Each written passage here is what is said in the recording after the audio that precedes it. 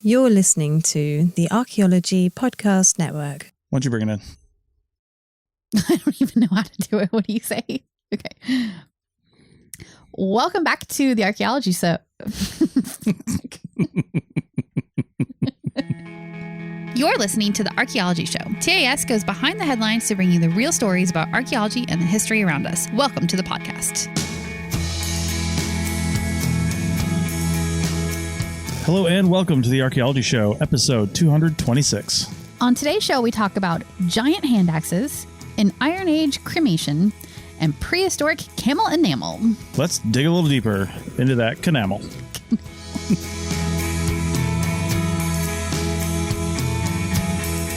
Welcome to the Archaeology Show. Hello. We're here in Pacific City, Oregon, Yes. where was a high of 66 today, which is kind of a heat wave for us this week. Yeah, it is chilly here. And it's not sunny either. So No. I'm in long sleeves and I'm kind of happy about it. Oh, and I'm drinking tea. I feel very cozy. I'm very sorry to everybody else in the country we've been climatologically canceled right now. So I know, right? yeah, it's for anybody not in the United States, it is a baking heat wave, breaking records all over the place. I think Phoenix had over the whole weekend, they were sort of lows in the mid 90s. Oh, it's so bad. Yeah. I think they had a streak of hitting 110 many days in a row or something like that. Yeah. Just absolute ridiculousness. Yeah, the 90s is about 32 Celsius, by the way. That's 90 degrees. Yeah, but So- you know what? We live in an RV for a reason. We chase this weather. I'm telling we you. planned this. We did this on purpose because we did not want to be anywhere it might possibly be hot. So I know. this worked out. You don't agree with me on this, but a lot of people are chasing 70, Yeah. I'm chasing 62. No. 58 maybe? We're definitely chasing maybe 68. I'll give you 68, but probably 70, 75. Don't you like using our heated floors and our fireplace? I do, but I also love the sunshine That's and gross. nice days outside. We went wine tasting yesterday, and even though it was in the 90s. 90s, Mid-90s. which was only an hour from here, which is crazy. The Oregon coast is crazy how cold it is just going across the mountains. You Yep. get into the rest of the heat wave that the country is experiencing. But Yeah, you go over the coastal range and it gets nuts. yeah. Yeah. So a 20-degree swing is crazy. But anyway, Yeah. it's been lovely to be here and avoid the heat. Really big temperature differences. Yes. So, you know what else is really Oh, there it is. I was like, wait, you already said that. Why are you saying that again? big? Giant hand axes. Giant hand axes. Which, to be fair, I didn't even know were a thing. I've heard of a lot of hand axes in my life, and we'll talk about hand axes later. But yeah. the giant hand axes are something that I didn't know was a category of hand axe. Right. I did not know that either. Yeah, That was new so- information. All right, well, let's get into this. This is another great article from Smithsonian Magazine, although they, as they usually do, link to the actual journal article, which is in our show notes. Yeah, they're always so good about doing that. Yeah. I love their content. So over 800 prehistoric artifacts have been excavated in Kent, England. 2 of them are being called giant hand axes. And researchers believe that they're over 300,000 years old. So very old giant hand axes. Yeah. That's awesome. This project is actually being done as a CRM project, which I really like. They do, I would say a lot of archaeology happens in England as a result of CRM, only because it's a relatively densely populated island. I'm going to call it that. Yeah. Landmass. It's an island for sure. Yeah. But it's densely populated with both people and also sites. Yeah. Because it's been populated for so long. So there's so much to find there. And this is why anytime you want to build something, their laws take over and you have to do a cultural resource assessment. So, yeah, definitely. yeah, they're building a new maritime academy apparently near Kent. That's why they're doing this. So big CRM archaeology project. The artifacts are actually thought to date to an interglacial period between 300,000 and 330,000 years ago. Okay. Now, let me put that into context for people that might not know what the hell I'm talking about. Interglacial. But I thought the Ice Age ended, 15 to 20,000 years ago. Right. It did. But there's been lots of Ice Ages. Yeah, over and over again. Every 25, 30, 40,000 years, there's an Ice Age. And there's... Look up Milankovitch cycles. It's the whole thing where the Earth bobs up and down in the solar system, and the solar system actually bobs up and down in the galaxy as it spins around the galaxy. And I think it takes 26,000 years or something like that for the solar system to rotate around the galaxy. Yep. And people think that that might be what's causing some of these slight climatic variations that cause ice ages. So I'm not really a scientist on that kind of stuff. I have heard some things about that, but that's one of the reasons. So there have been lots of ice ages that our human ancestors have had to live through. And so this is just in between two of the ice ages that happened, back then. We're in an interglacial right now. I mean, we're not in an ice age by any means. I don't know that it's going to go back towards an ice age anytime soon. Oh, well, there have been heat waves too. There have been very warm periods of the earth. Now, of course, this isn't a climate talk, but of course, one of the big differences right now that might make you correct is that we have rapidly accelerated the heating of the earth over the last couple hundred years. Right. So we don't really know what kind of an effect that's going to have long term. Yeah. It might not swing back. It might not. If we make it go too high. Look at Venus. So anyway, there were certainly Neanderthals living there at the time, but there could have been other archaic human species around as well. Yeah. According to the University College London researchers are the ones who did this actual excavation. Yeah, because we do have some overlap between, Homo sapiens, archaic Homo sapiens, basically, and then Neanderthals. And were Denisovans in this area as well? I know time frame wise they overlap. I don't know if they geographically overlap here, I don't think geographically they made it out that far. Okay. Yeah. So, but there could be, was it Homo antecessor or Homo erectus? Oh, sure. Okay. Could have been, 300,000 years ago. Yeah. You're getting back into the time frame where there's a lot of overlap. So maybe we should go back and listen to our paleoanthropology episode. I know. I'm already forgetting, but there's so many different ones to remember and they branch in so many different directions. So. Well, and of course, we were talking in general terms on that series. Yeah. And this is like what happened in England. Yeah. Yeah, totally. And during an ice age, England wasn't an island. Right. The water sucks out of the English Channel and ends up in glaciers and at the poles, and you can walk from France to England and probably in some other areas too, but I know for a fact you can walk from France to England. Yep. So anyway, like I said, they said, there's Neanderthals and possibly other archaic human species. They know there's Neanderthals in the area, but there's no fossil remains of any hominid or, bones or anything like that of hominid remains at the site. At a site this old, really the only thing you could hope for is fossilized remains to give you an idea of what group of humans or human type people created these hand axes. Yeah, and check out the Sketchfab video. I'm only calling it a video because it has like a play button, but it really is Sketchfab is a 3D modeling website really cool. where you can drop in 3D models and then share them out. And that's what they've done as an embeddable 3D model. And when you click on it, it'll load the model and then you can actually rotate around the hand axe, zoom in and out. It's really well done. It's really cool. Yeah, it's pretty cool. It's so amazing what they can do with the technology these days because you feel like you're really looking at it when you look at that model. It's really cool. Yeah. Like in person, you're really looking at it in person. Yeah, it's really neat. Yeah. So hand axe is a tool that was used across Europe for several 100,000 years and actually a lot longer than that. The giant hand axe is, something that's a little bit later, but the hand axes themselves, generally as they're called, they go back well over 1 million years. We'll mention that a little bit later. It's just what it sounds like as far as what that means. It's an axe that you hold in your hand. It's got a teardrop shape. It's been shaped to a point, and you're intended to grab it with your hands and swing down in like a chopping motion. Yeah. Right? So like the wider end, that's sort of the bulbous end of the teardrop. You would grab that end, and then you can like stabby, right? Yeah, exactly. The giant hand axes apparently are more than 22 centimeters long, which is 8.7 inches. So 22 centimeters, you can tell that it's not an even inch, which means this whole thing came up in Europe, of course, because we don't have hand axes over here in the United States. Yeah. We have probably some relatively similar things as far as chopping tools and things like that goes, but we don't actually have hand axes in the way that they do in Europe and Asia, actually. So 22 centimeters long. Now, one of the ones discovered at this site, there was only 3 of the 800 artifacts were giant hand axes. Okay. There were probably other hand axes, but they didn't mention that. They weren't giant. They weren't giant. Right. Yeah. But one of the ones discovered was 29.6 centimeters or 11.7 inches long. Oh, wow. So like almost a foot. Yeah. And a full 3 inches longer than like what makes it a giant hand axe. So it's actually the 3rd largest one found in Britain, which is pretty cool. Yeah, no one can really figure out or has any good ideas on why you would make a hand axe that big. So yeah, I imagine that something that big is like how do you use it? It's too big. It's too big to hold in your hand. It's unwieldy. Yeah. Yeah. Yeah, you wouldn't have any control over what you're doing with it. And that kind of takes away the point of using a tool if you don't have any control of what you're doing. So, yeah, weird. But what do you think the UCL team thinks it could have been used for? Well, I'm drinking tea, so I'm going to take a drink. Ritual. Yep, coffee.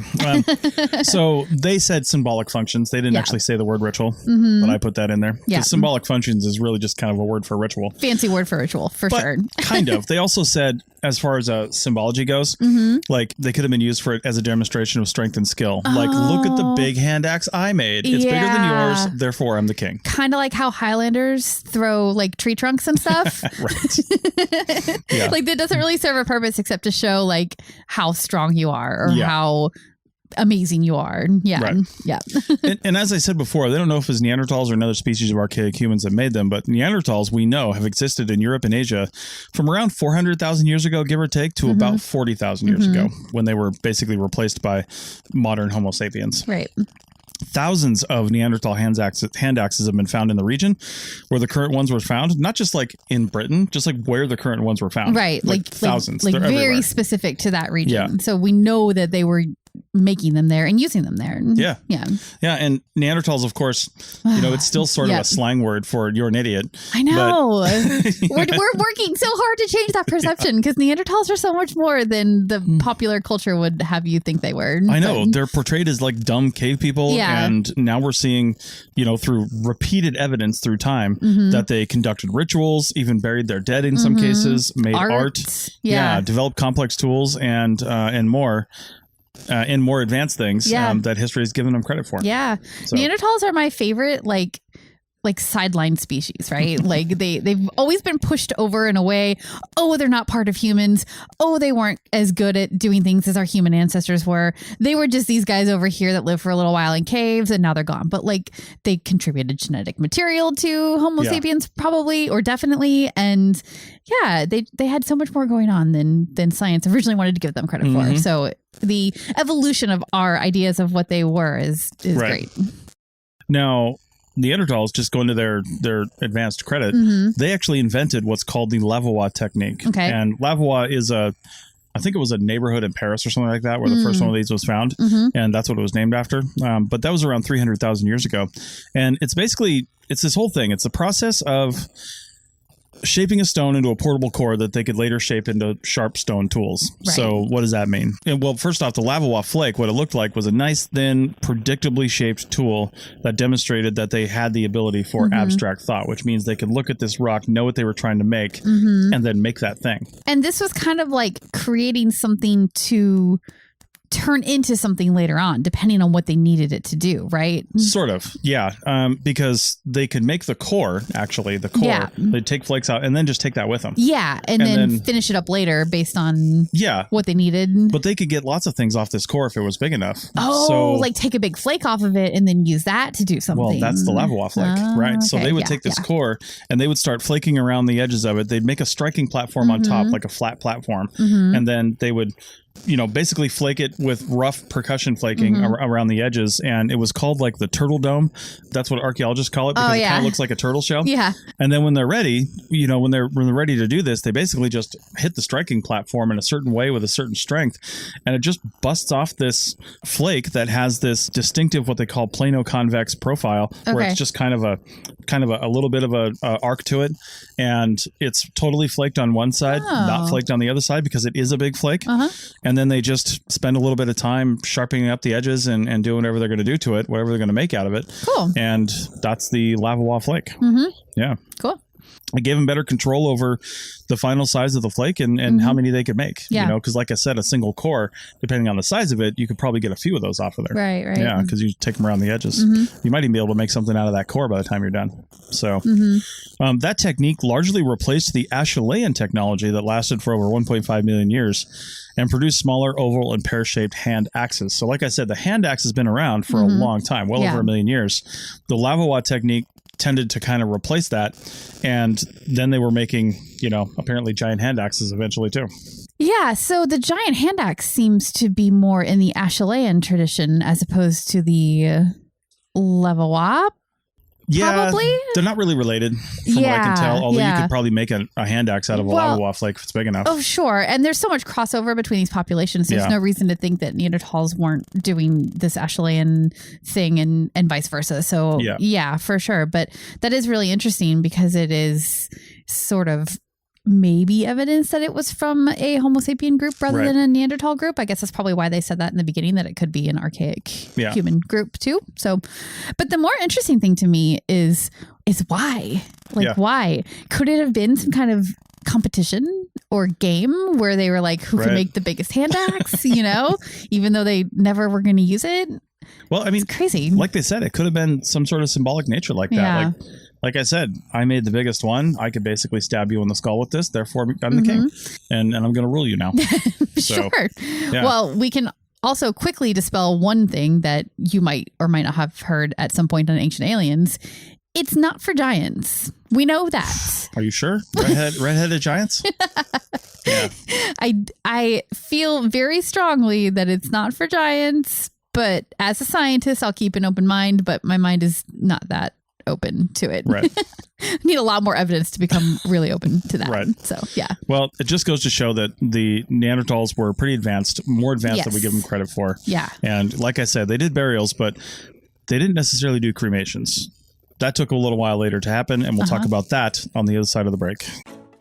College Savings Iowa is now iSave 529, and it can do more than take your child to college. It's their passport to a bright future, because funds can be used for K-12 tuition, trade schools, graduate degrees, books, and everything they need to get anywhere they want to go. Register by September 30th at iowa529contest.com for a chance to win a $5,290 contribution. iSave 529, for every child, for any adventure.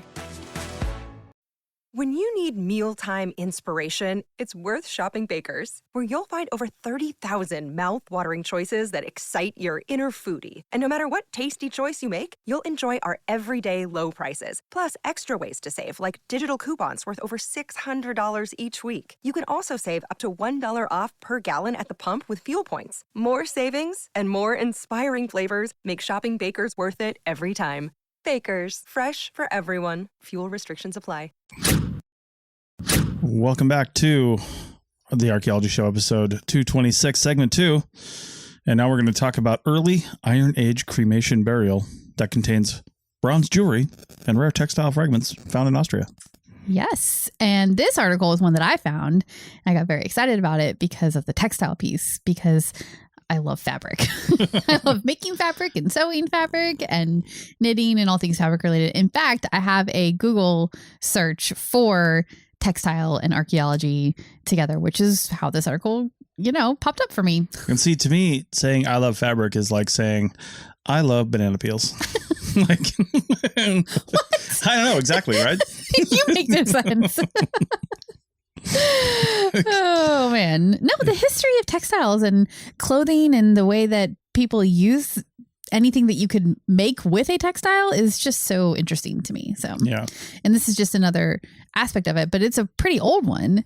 So the Vienna National History Museum has found a cremation burial with bronze jewelry and textile fragments.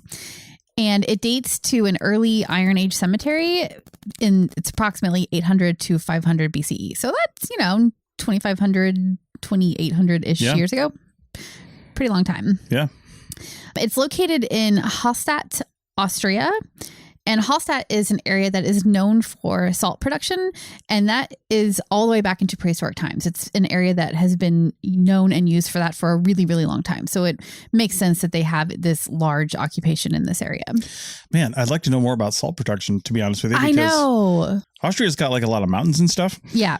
I know it's not all mountainous, but it definitely has a lot of mountains. Mm-hmm. And I always think of salt production as like a coastal thing? Well, kind of, if you're looking at it from like a saltwater standpoint, but also like the salt flats in Nevada and Utah. Yeah. It's just, I mean, just the accumulation of salty water and then drying up and then, water and then drying up and then just you get these layers of salt that people actually use for salt. Yeah. Yeah, I honestly didn't look into why it was or what geologically made it an area that was used for salt production. But that is what this article said. So, and by the way, this article is from a publication called Archaeo News, and that's Archaeo with a K. And I couldn't find out quite too much about this publication, except it seems that it originates in Turkey because it seems like Turkey is their main focus. Yeah. But it's some pretty well written articles and everything looks very archaeology focused and a really cool website. So definitely a neat place to click around and just, learn about this kind of stuff. So I saw that this site contained over 1,000 graves and lots of grave goods, and it was discovered in 1863. Yeah. Why are they talking about it now? Yeah. So this site was like really excavated in the 1800s. Like they basically, I don't want to say that they were grave robbers back then, but they definitely cared a lot more about the artifacts and the grave goods. Yeah. And not as much about the burials, especially because these were mostly cremation burials, which means they didn't have a whole lot of bones associated with them anyway. So back in the day, like the gentleman archaeologists, we were just more interested in the artifacts and they did find over 1,000 graves, but they didn't really record much about the grave shape or the construction or any of the other things that you might be interested in noting from an archaeological standpoint or context standpoint about these graves. Well, this is 1863. The science of, accurate stratigraphy and recording in archaeology didn't really start to, come into play until really the late 1800s. Yeah. And then started picking up in the 1900s. But even then, there was definitely people still doing things the old way. Yeah. And it was an archaeology of things back then rather than an archaeology of people. It was, I don't even know that I fault them for it that much because it was a brand new science at the time. And they just hadn't quite figured out how to connect the things that they were finding with the people that put them there, who they were, why they did it, and like create that bigger picture that archaeologists are interested in creating today. So fortunately, they missed some of the burials, which is why the scientists today are going back to this area and they're using new technology, modern technology to find the graves that they missed, basically. Yeah. And this one in particular that they're talking about is particularly well preserved. So they got really lucky that it was missed the first time around, and they're also doubly lucky that it happens to be very, very well preserved. Mm-hmm. There are several pieces of bronze jewelry, including a ribbed arm ring, which is the feature photo in the article. Definitely check it out. It looks really cool. Like it's not like when you hear ribbed arm ring, I don't know what is in your head immediately, but this looks almost more like a shell kind of, it's really cool looking. So there's that. And then there's also several wire discs that are pretty thin. There's a blade with traces of a wooden handle and a belt fitting, among other things. There's a picture of a bronze spiral. That's the disc. That's the disc. Yeah. Okay. I'm curious about that because, this looks like a spring. It does. A coiled spring. Yes, it does. Well, we'll get to that in a second because that is kind of the interesting thing here. So everything was densely packed in the grave, and there's also bone remnants in there too. You can actually see like the end of a long bone in the picture. There's like a picture of all the goods packed in together, and it kind of looks like a humerus to me, but I don't think it's human, and it's hard to tell in the picture. It's probably not human though. Yeah, it's no laughing matter, that's for sure. Oh my gosh, you're terrible. But there were animal bones in the grave. So it could be that this is an animal long bone. And it's a cremation grave. So like there's probably not that much left of the actual person that was buried here. So it probably is animal. But okay, so once they separated out all of these artifacts and started studying them individually, these spiral discs that you noted looks a little bit like a spring. What they found is that there are traces of textile on the underside of it, stuck to it. And this is an interesting conclusion that they've come to, and I would love to see more evidence about this. But the researchers say that this is the first evidence that the cremated remains were placed in a textile pouch for burial. Wait a minute. So they burned the bodies and then took the remains and put them in a pouch? Yes. How did they separate the bodies from whatever they burned them in? I'm sure it's lots and lots of ash from whatever they burned it into. That's how a big pouch. Well, that's kind of how cremated remains are today too, right? Like you get whatever is in there to burn it is also part of it. Well, no, because they use gas. So you're in a sterile chamber, and probably the only other thing that's in there is other people's ashes. Yeah. I don't know how well they clean them out just from a ethical standpoint, but I'm guessing pretty well is what they're supposed to do. Yeah. And unless we're talking like a New Orleans burial box where, they fall on top of each other. On top of each other. Right. Yeah. Well, I don't know. But so what they're saying is because this fabric was found on the underside of the spiral, that the spirals were placed on top of this pouch, this textile pouch that would have contained the remains. And one thing that was unclear to me was, were the grave goods inside this textile pouch with the remains, or were they just around the pouch? There's not as much information about that. So I don't know for sure. Well, and also the other thing that could have happened is the spiral could have settled to the bottom of the pouch. Or maybe the spirals were put into the pouch first and the remains were put in after that. So I guess setting it on top of the pouch, they probably think that because of the way that they're arranged in the grave. They've got some stratigraphy saying that. It's hard to say, though. It sounds like there needs to be more studies and more graves found like this for them to really get a good idea of how these different pieces were used. But I'll tell you one thing people need to do is they need to have better scales in their photos, because the scale in this photo says 10 centimeters on one of the squares. And I'm like, is that square 10 centimeters and this whole thing's a meter? Or is that saying the entire scale is 10 centimeters? Well, the entire thing, because there's that armband there. So given that context... Yeah. Because the armband would be pretty small, so it's probably... Well, I'm just looking at the spiral here, though. Yeah. Yeah, by itself.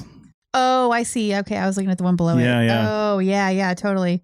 So, that is kind of confusing, actually. I mean, I'm pretty sure that means the whole scale is 10 centimeters. Yeah, I think so. But the simple fact that I'm questioning it means do better. So... Right. Yeah.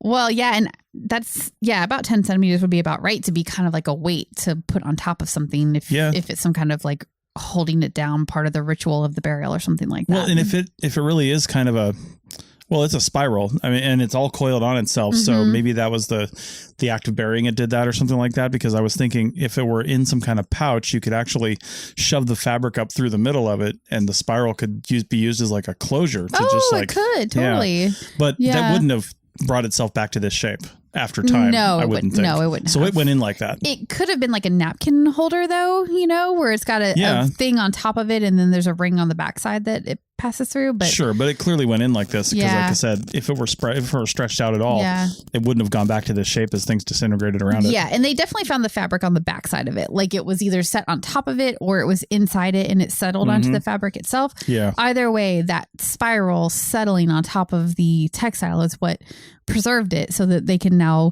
do more research on that and what the fabric was like from 2,500 years ago. So that'll be something that should come out in the future, because they just found that there was fabric attached to it. They haven't studied it further. So, oh man, we need to take a break because I'm really thirsty. Do you have another bullet point? Wow. Okay, so really quick.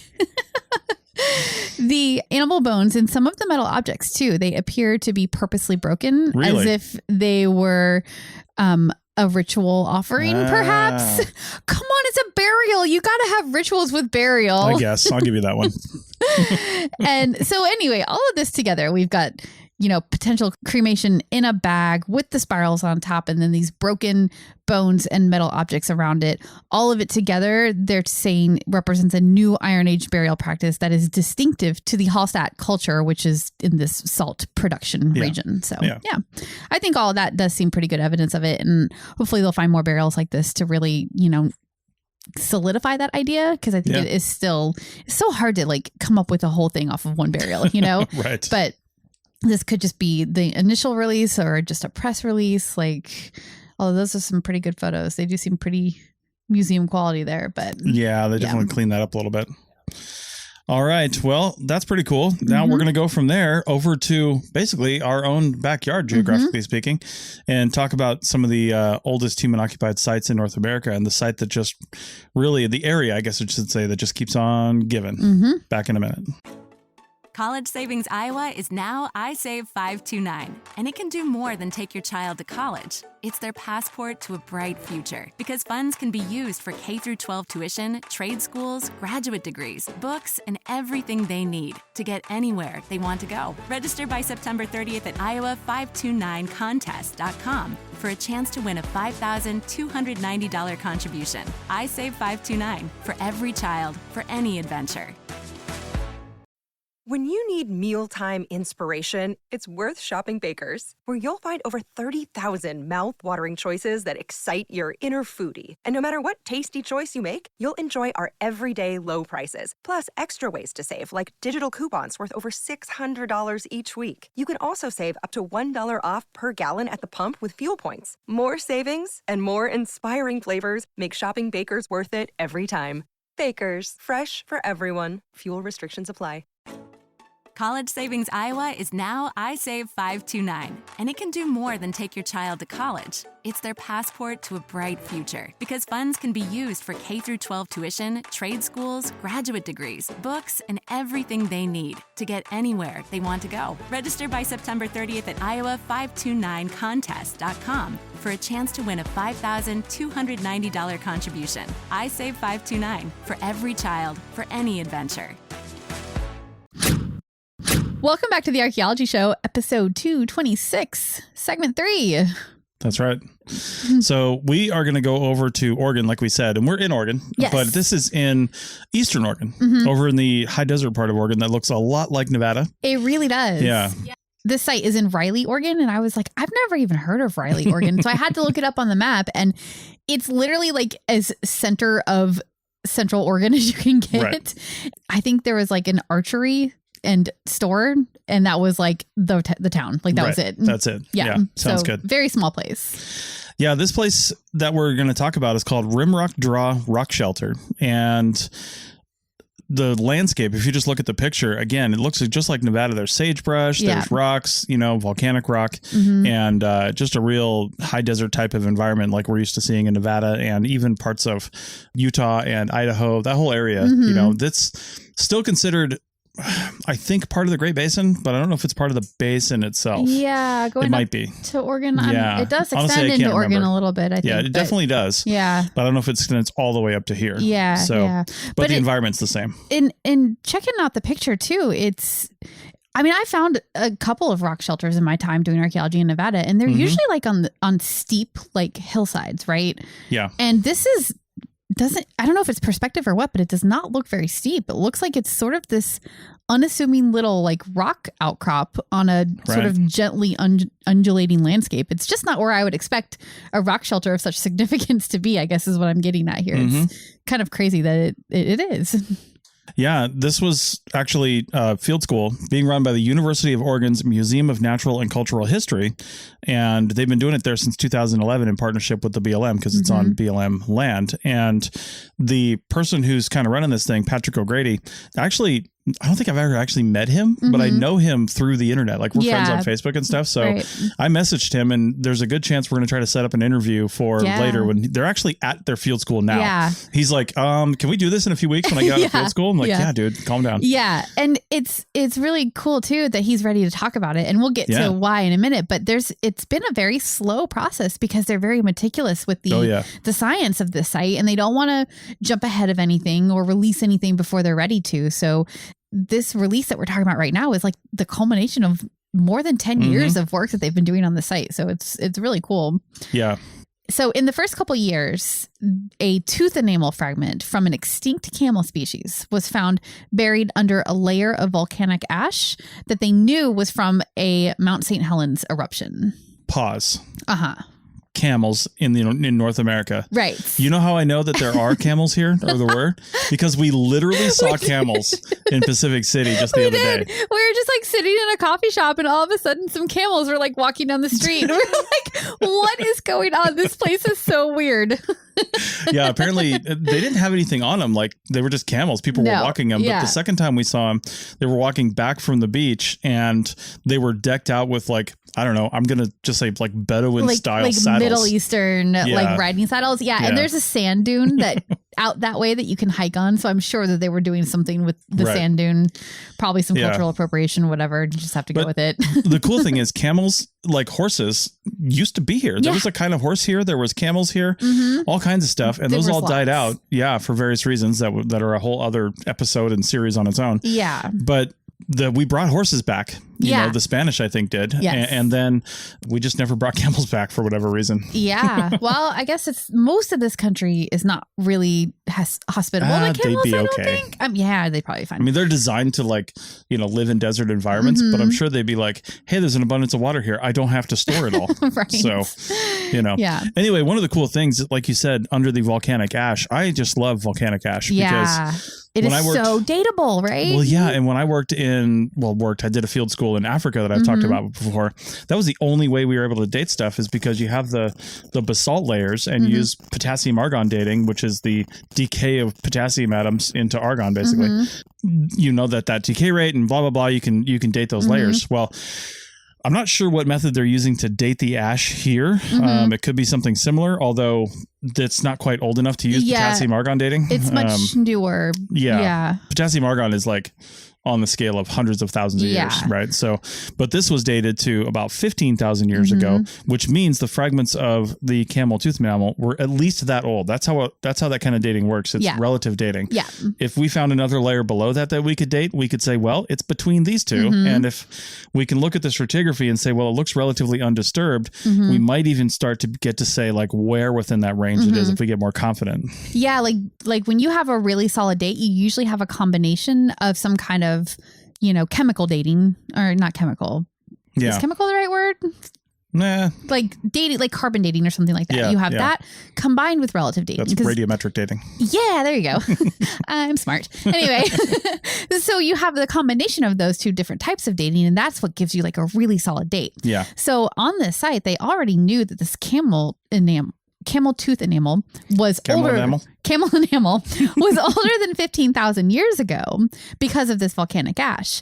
But they were able to also radiocarbon date the camel fragments. So camel fragments, that's a bad note on my part. It's not fragments of camel. I guess it is. It is camel fragments. It is camel enamel fragments. You're not wrong. I guess not.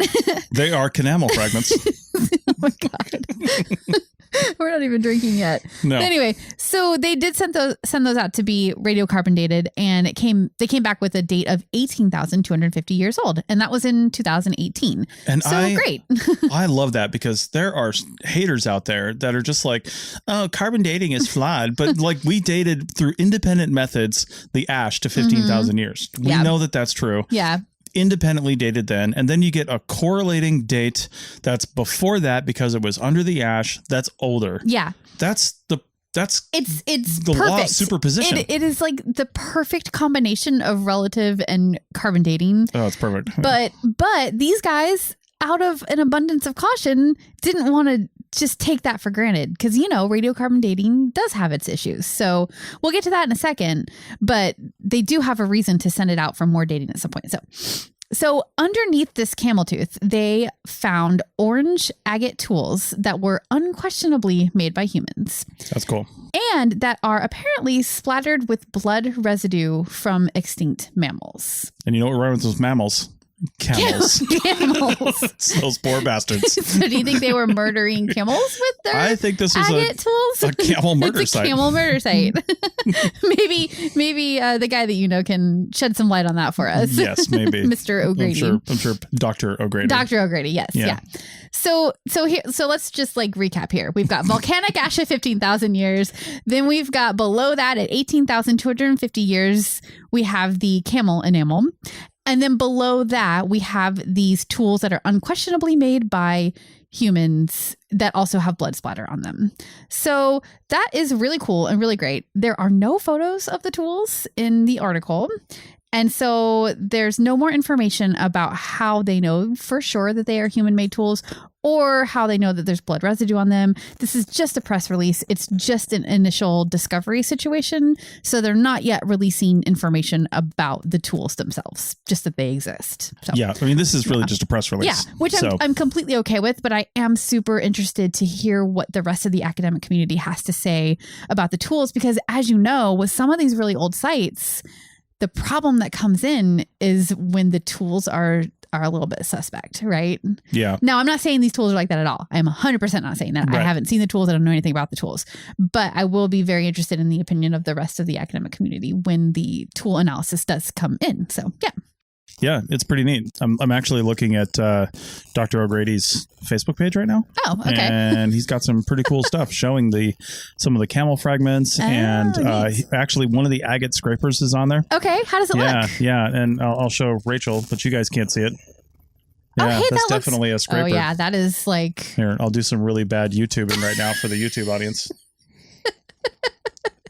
Anyway, and that's shared from a page, so it looks like you can go to the page and look at it yourself. That is the Museum of Natural and Cultural History, so go check that out on Facebook. Grab that link and we'll put it in the notes so that we can share it too. Yeah, but we'll do that. That is pretty unquestionably made by human tool. That you're not going to argue with that for sure. No, that's definitely a scraper. Yeah, so that's really cool. That makes me even more excited about the conclusion. Yeah.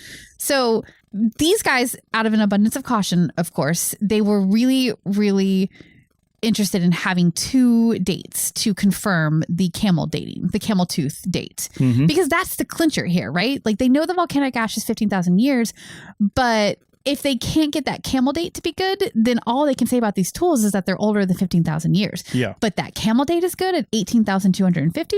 Then they can say the tools are at least 18,250 years old, which makes it crazy old, right? I mean, for human stuff, just being pre 15,000 years, there's very few sites that are dating to that old. But there are more and more, right? So when you go back past that, that's where you're starting to get into like the oldest sites. Yeah. So anyway, so what they did is they sent that camel tooth, a piece of the same tooth out for testing again. And the results recently came back, which is why this publication or this press release is coming out now. The results recently came back and they're just like a smidge older than what that initial date said. So it's like still in the range. Yes, confirmation. Yeah. Nice. Yeah. So when you have 2 dates saying the same thing, then you can really start to trust it at that point. Plus all the relative dating as well. What that means is that we are talking about one of the oldest sites in Western North America. So, yeah. And these areas that we're talking about, this high desert environment, is just so dry and has been dry for a really long time. I mean, it probably wasn't as dry back in the day when we're talking about here, because that was the end of the Ice Age. Yeah. There was still lakes around. Yep. Paleo Lake Lahontan was pretty much taking up the whole area. Yes, this is probably beachfront property, if I had to guess. Yeah, and, totally. You know, anytime you see little undulations and stuff, if there's a high spot, that could have been an island. It could have been, just an outcropping of land or something, or a peninsula. But either way, in Idaho, not too far away, actually, is Cooper's Ferry, which is another very, very famous paleo human site. Yeah. And it's dates to around more than 16,000 years. Yeah. So, and this would push that back. Yeah. I mean, that's crazy that they're going to be able to push back the oldest known occupation, for sure, occupation in this part of the world, in this part of North America, by more than 2,000 years. It's great. And the thing that I know I've said before, if you've got people here that are just like, yeah, what's up, camels? We know how to take you down. Or they're riding them. They weren't riding them, but I like to think that camels seem like they're pretty chill. I'd be like, you probably could have ridden them. Yeah, maybe. But they do spit. Unless they spit like alpacas do. Yeah. Well, according to Aladdin, camels do actually spit. Oh, well, you should get all of your knowledge of Middle Eastern mammals from Disney and Aladdin specifically. That's a great plan. Yeah. Well, everything I know about mermaids comes from that and the Netflix documentary. So, oh my God. Anyway. The point is, if these people are established, they're living in a cave or a rock shelter, and they're just like making tools, which means they know where to get that material, they're not tourists. No, they didn't come here just to do that. Yeah. Even if they did something wacky, like arrived onto the Oregon coast in a boat, right? Which we know they didn't. We know unless that they came down the shoreline. Which is another theory, but still that would have taken forever. But unless they just showed up in a sailboat and then walked to the high desert, these guys have to have been here for hundreds of years. Yeah. If not thousands. Yeah. More than likely thousands. They didn't just show up with that technology knowing what to do. No. And it couldn't have been this generation either. Even if it was a relatively recent arrival, let's say these are the first Americans, so to speak, the first Native Americans, really. I mean, they're actually Russian, if that's the case. So, right. Or Asian in some way. Yeah. Even then, just if you came down through the Bering Land Bridge and through the ice-free corridor, if that was your route, or you came down and followed, kelp flows or something like that on your little raft coming down around Canada and Alaska there, it would have taken decades. just decades, unless you had a mission and you were going somewhere, but they wouldn't have a reason for that. There would have been no way that they would have known where they were going. They were just following game, following water, following some kind of resource. Yeah. Maybe just better weather, honestly. Like, who knows? Yeah. But yeah, that's how that happened. And that's why it's so important. Like, yeah, it's really great that this is a super old site in Western North America, but it's so much more important to look at it in context with all of the old sites in North America, because up in Alaska and Canada too, I think there are sites that are older than this one. And what that is showing is that progression, like you're talking, of people coming down, crossing over from Asia, from, the Russia area into Alaska, and then down through Canada and into the rest of North America. And that context of all of those old sites together and seeing like, oh, this one up here is the oldest, and then they get newer as you move down. That bigger picture is what is really important for creating the image of how like the North America was peopled, essentially. So finding sites like this is just going to help, add more to that picture as we go. It's really great. And good science too, not just like jumping to conclusions and saying, oh, I found an old thing and I think it's old. Right. Like these guys have done such good science from what this press release, says so far. And it's not peer reviewed yet, but I have a feeling that it is really going to stand up to that once it is ready to be published. So. I have no doubt. Yeah.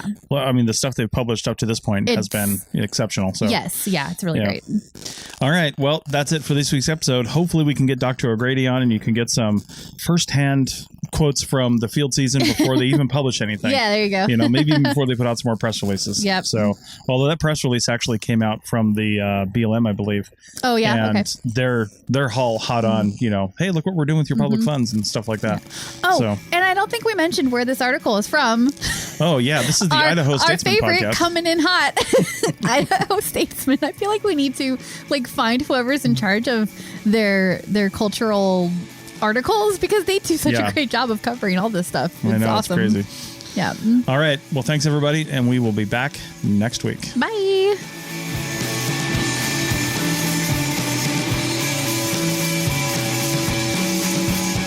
Thanks for listening to The Archaeology Show. Feel free to comment and view the show notes on the website at www.arcpodnet.com. Find us on Facebook, Instagram, and Twitter at ArcPodNet. Music for this show is called I Wish You Would Look from the band Sea Hero. Again, thanks for listening and have an awesome day.